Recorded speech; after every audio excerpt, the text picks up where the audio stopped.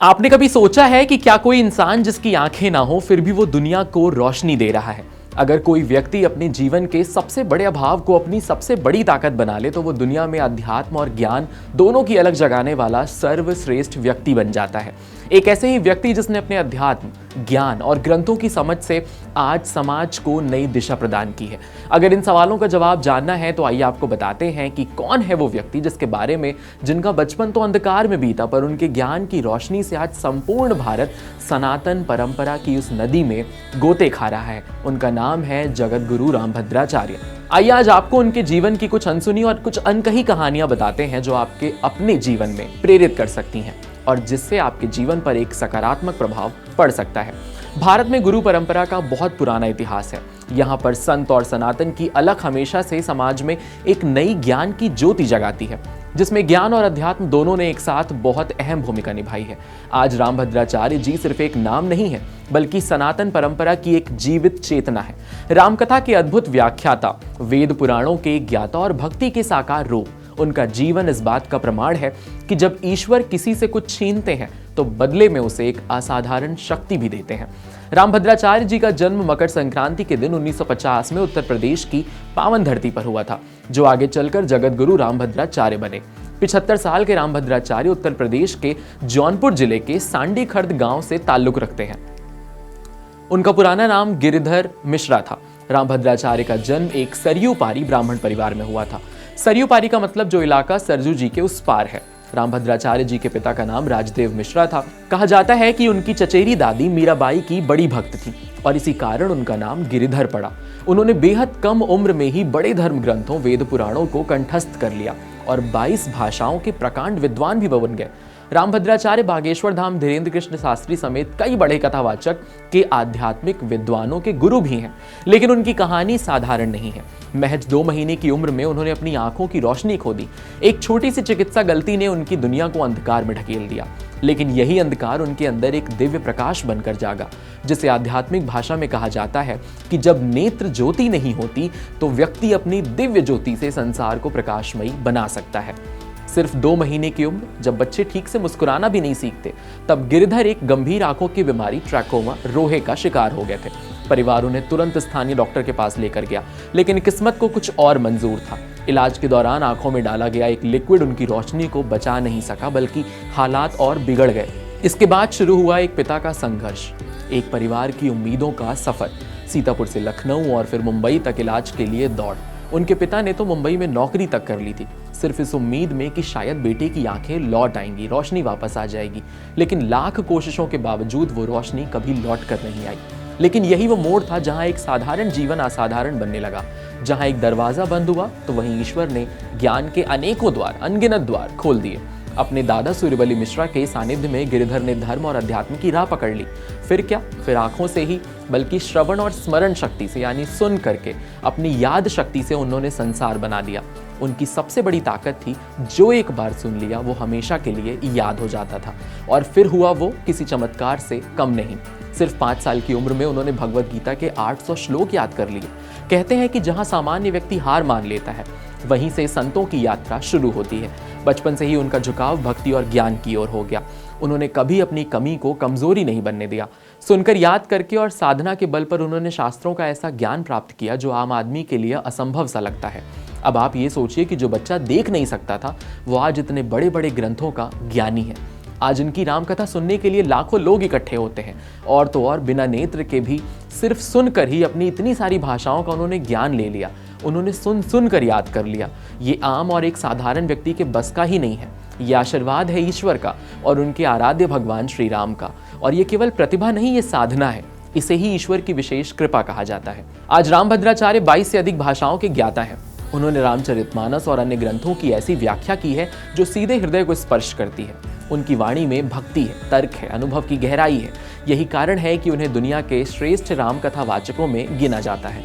यही विचार उनके पूरे जीवन का सार है। उन्होंने न केवल आध्यात्मिक क्षेत्र में ऊंचाई हासिल की बल्कि समाज सेवा में भी मिसाल कायम की है।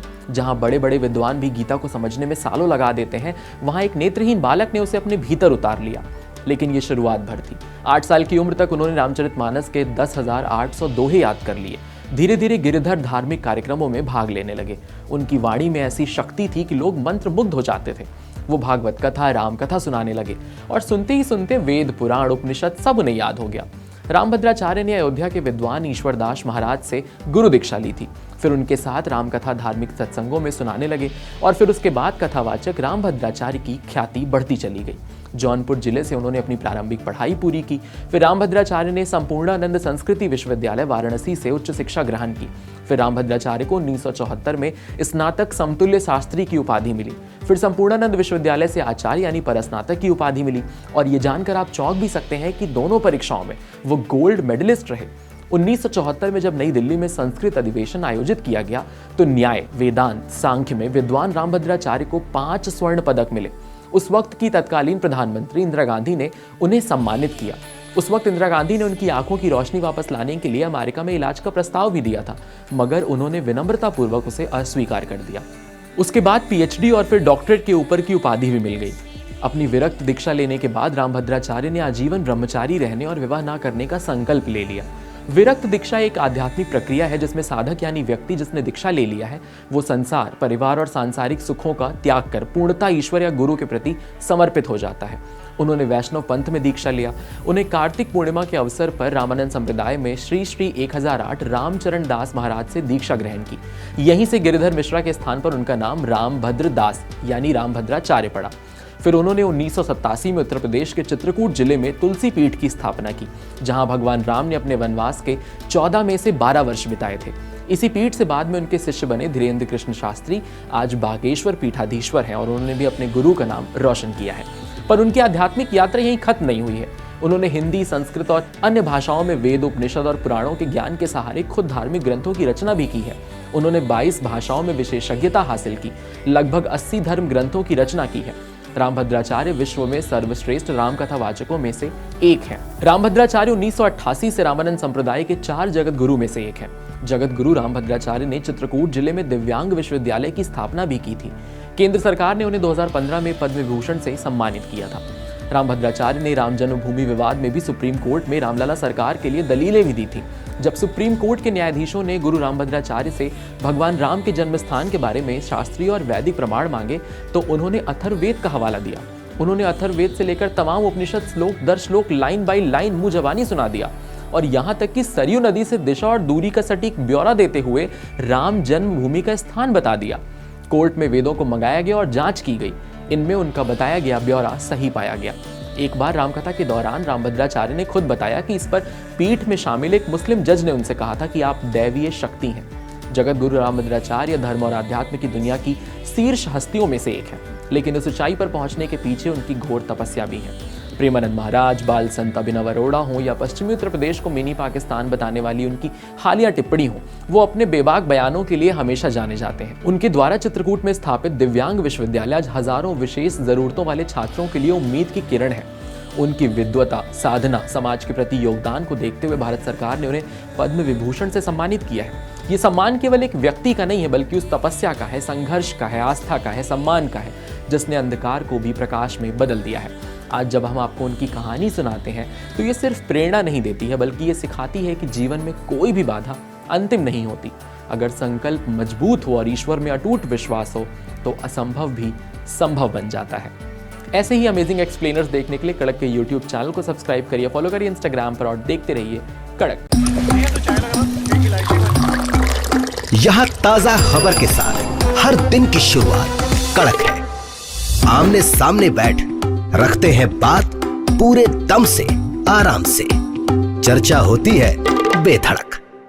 यहाँ किस्से कहानियों में बोल सरल और अंदाज बेहद कड़क मिलता है। जीने में एक तेवर है जो आता है सही ज्ञान, जानकारी और उससे कमाई कड़क नोट से। इधर मौके पर चौका नहीं छक्का लगा जलवा दिखाते हैं। कड़क क्रिकेट से अपने रोमांच को जो बढ़ाते हैं। यहाँ की हर बात का मिजाज एक है, मिजाज कड़क। आपका अपना YouTube चैनल कड़क लाइव बेधड़क।